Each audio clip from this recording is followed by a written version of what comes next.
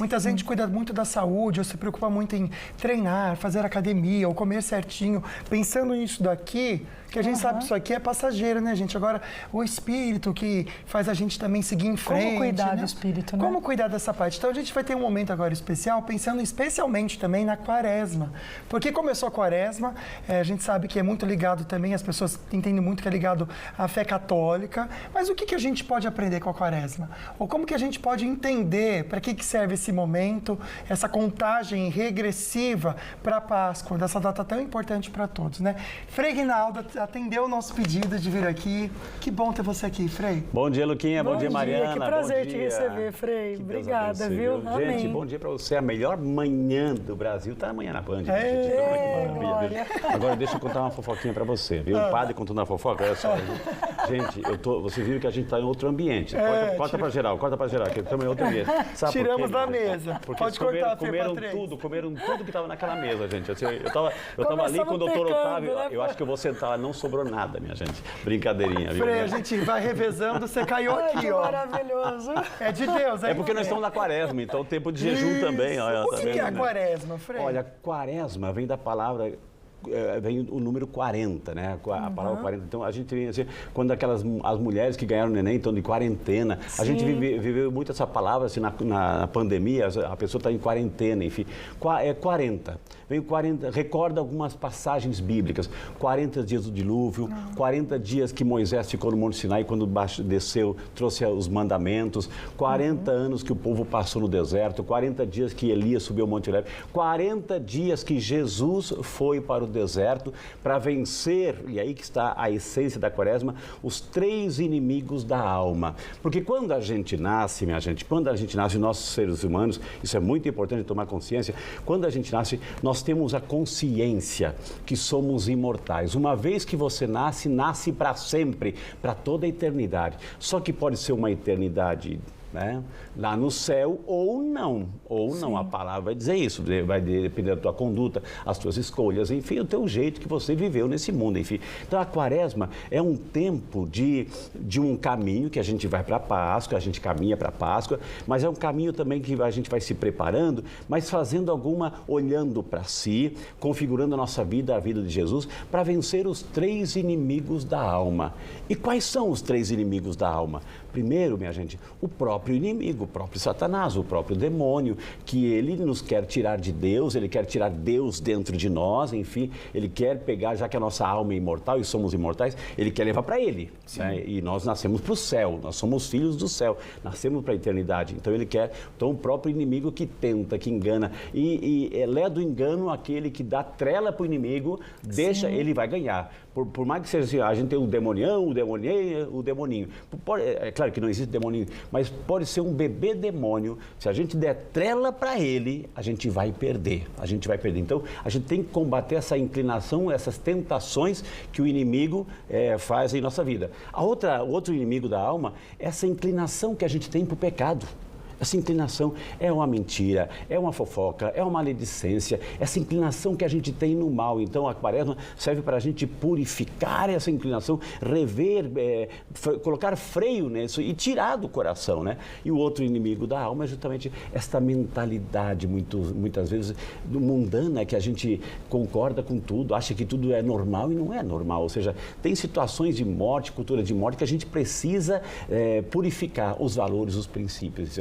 Então, a quaresma, e aí Jesus nos dá, né, lá em Marcos capítulo 1, ele vai dar as ferramentas necessárias para a gente combater, para a gente caminhar essa quaresma, né? Primeiro, uma vida de oração, intensificar uma vida, por isso que é um tempo de recolhimento, um tempo de silêncio, intensificar uma vida de oração, a prática do jejum, né? Ou seja, cuidado com a gula, cuidado assim com o exagero, né? A prática do jejum e a caridade, ou seja, eu entro no deserto com Jesus, eu tenho uma vida de intimidade, uma vida de oração, eu faço jejum, eu pratico o jejum, mas eu também ajudo o próximo, eu estendo a mão, eu quero que o outro também esteja bem.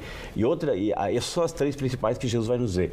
Outra que a gente indica também, que a gente orienta, ler um bom livro bíblico. A gente lê pouco a Bíblia, minha gente. Sim. Pega um livro bíblico e leia um livro bíblico de ponta a ponta, né?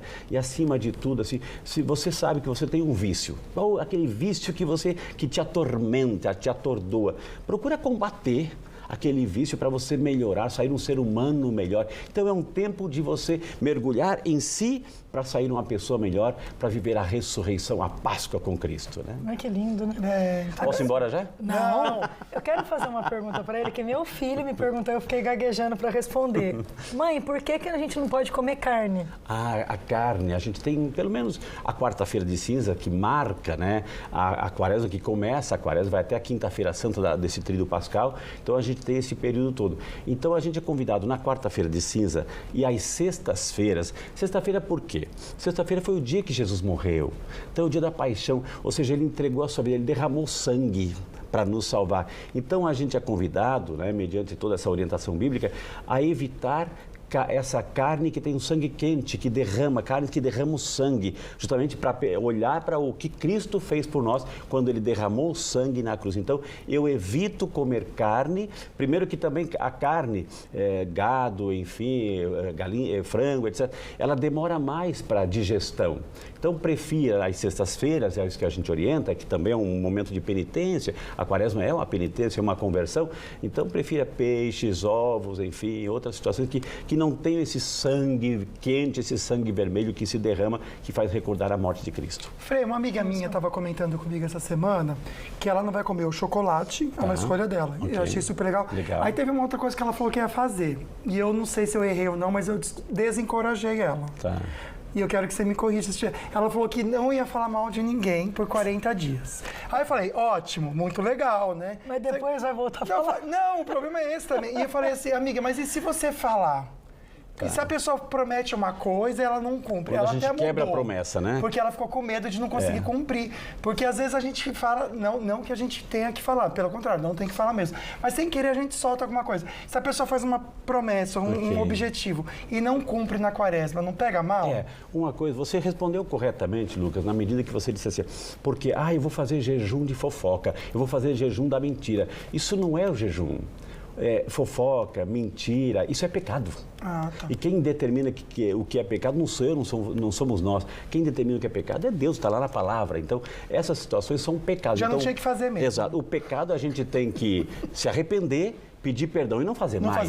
Sim. Agora, quando eu faço um propósito, um chocolate, um doce, enfim, é uma renúncia. Por isso aí entra na dimensão do jejum. É diferente. Então eu renuncio, aquilo eu gosto, eu amo, mas eu renuncio por uma causa maior, entendeu? Então eu faço o jejum. Agora, o pecado eu tenho que me arrepender já e pedir perdão. Não tem que fazer mesmo. Mas né? Posso falar uma coisa? Não é julgando quem faz isso, gente. Não vou comer um chocolate, não vou tomar uma cerveja, um refrigerante, enfim. Aí eu fico assim, mas será que não seria... Você está fazendo um bem para o seu corpo, não é? Não comer um chocolate, você está fazendo um bem para o seu corpo.